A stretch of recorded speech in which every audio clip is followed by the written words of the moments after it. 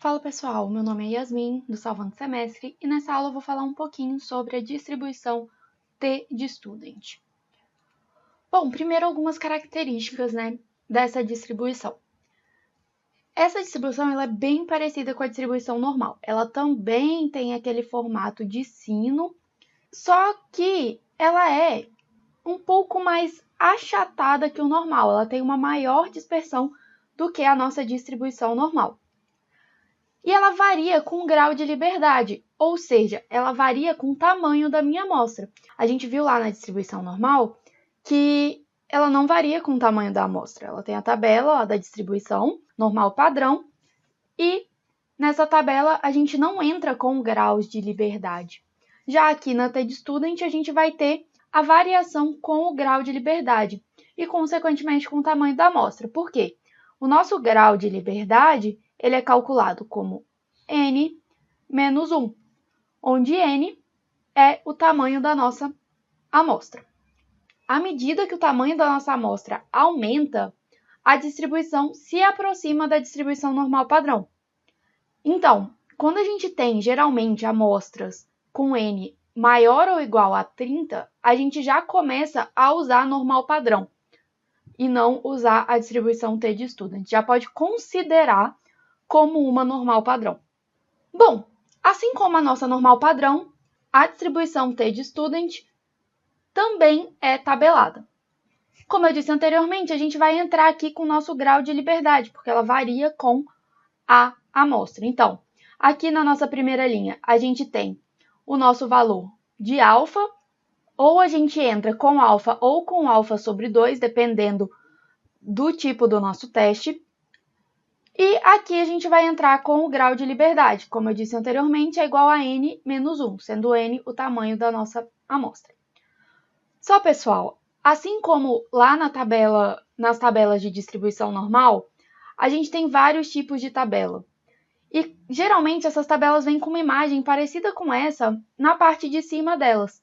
E essa figura ela é extremamente importante porque ela vai ajudar a gente a entender o que esse valor aqui dentro da tabela significa. Então, aqui a gente tem uma tabela de probabilidade unicaudal de T de Student. O valor que eu encontrar aqui no meio, ele vai ser, então, o T de alfa, e ele delimita em uma única cauda o meu alfa, né? Ele vai delimitar a região que vai ter essa área alfa. Só que, por exemplo, se eu quero encontrar um intervalo de confiança, eu preciso ter essa região alfa distribuída nas minhas duas caudas. Então, eu teria que ter aqui outra região que fosse alfa sobre 2 e aqui também alfa sobre 2. Para isso, a gente vai entrar aqui nessa tabela, como ela é unicaudal, com o valor do meu alfa sobre 2, que aí juntando nas duas caudas, eu vou ter o valor de alfa que o exercício me pede, tá? Então, como que eu olho, aqui, dentro dessa tabela? Supondo que o exercício ele é unicaudal mesmo, então eu vou entrar com alfa aqui, e ele me dá um alfa de 2,5. Ou seja, ele me pede uma confiança de 97,5%. E eu tenho uma amostra de 10 valores. Então, eu vou entrar aqui no 0,025, que é 2,5%, e vou ver onde ele encontra com o meu grau de liberdade, que aqui vai ser 9, porque 10 menos 1, né? Então, a gente vai ter um grau de liberdade 9. Eu vou ver, então, onde eles se encontram e o meu valor de T vai ser 2,262. Certo? Então, eu encontrei o meu valor de T aqui, que seria esse T alfa, né? Bom, vamos fazer, então, um exemplo. O nosso exemplo, ele é para encontrar um intervalo de confiança. Então, tem aquela observação de usar sempre alfa sobre 2. Vamos ler o que ele pede. Uma loja realizou um estudo a respeito dos valores das compras realizadas pelos clientes. Estime o valor de compra com 95% de confiança, considerando que foi utilizada uma amostra aleatória de 15 clientes. O valor da média amostral foi de 120 e o desvio padrão foi de 42. Então, vamos lá. Primeira coisa é a gente entender o que o exercício pede. Ele quer que a gente estime um valor de compra, né? Então, ele nos deu que a confiança é de 95%. Como eu falei no vídeo onde eu explico a estimação para a média, vou deixar aqui o link aqui, o nosso alfa, ele é igual a 1 menos a nossa confiança, então vai ser 1 menos 0,95. Então, a gente vai ter um alfa de 0,05, certo? Só que a gente quer um intervalo de confiança. Ou seja, a gente quer estimar um intervalo onde com 95% de chance eu vou achar a minha média populacional. Por quê? Quando a gente tem uma amostra, a gente não tem como garantir que a média amostral é a minha média populacional. Para isso, a gente vai criar esse intervalo de confiança, onde, com 95% de chance, a minha média populacional vai estar ali naquele intervalo, vai ser um daqueles valores do intervalo, certo?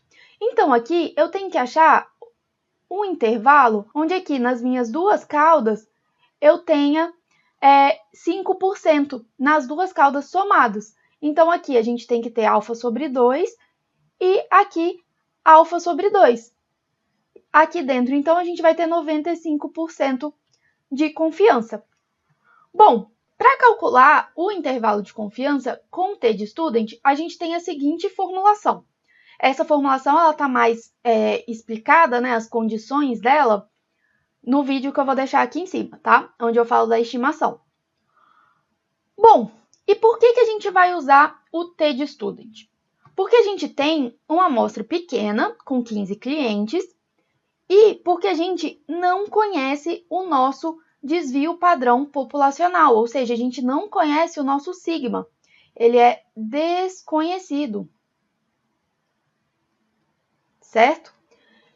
Então, a gente tem a nossa média amostral, a gente tem o nosso desvio padrão amostral, que é o nosso S, a gente tem a quantidade de valores na nossa amostra, que é 15. Então, a gente pode calcular que o nosso grau de liberdade é igual a 15 menos 1, então vai ser 14.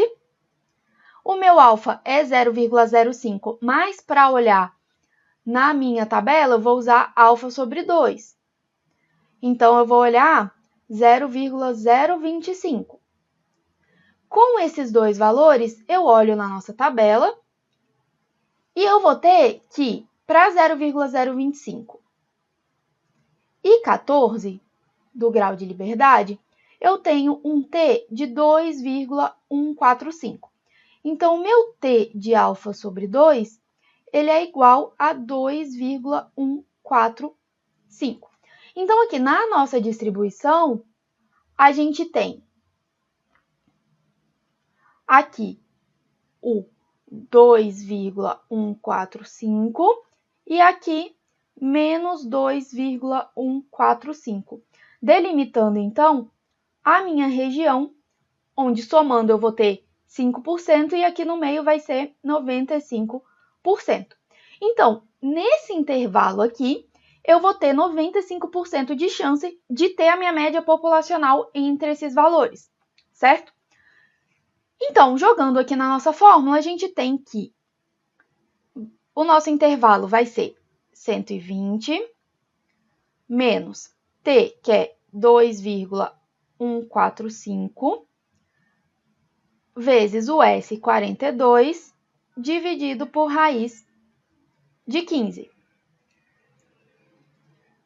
Isso aqui vai ser menor ou igual à minha média populacional, que vai ser menor ou igual a 120 mais 2,145, que é o meu T, vezes 42 dividido por raiz de 15. Isso me dá um intervalo de confiança, então, de 96,74 e 143,26. O que isso quer dizer, né? Isso quer dizer que tem 95% de chance da minha média populacional ela estar entre 96,74 e 143,26, tá? Esse é o significado do meu intervalo de confiança. Eu não posso afirmar que a minha média é 120, que a minha média populacional é 120. que ela é igual à minha média amostral. Então, eu estimo esse intervalo de confiança, falando então que o valor da compra médio, né, na população, ele está entre esses dois valores, certo? Bom, pessoal, por essa aula é só. Se a aula foi útil, curte, compartilha com os colegas. Se teve alguma dúvida, comenta aqui embaixo e se inscreve no canal para conseguir acompanhar todos os vídeos que a gente posta. Até a próxima aula!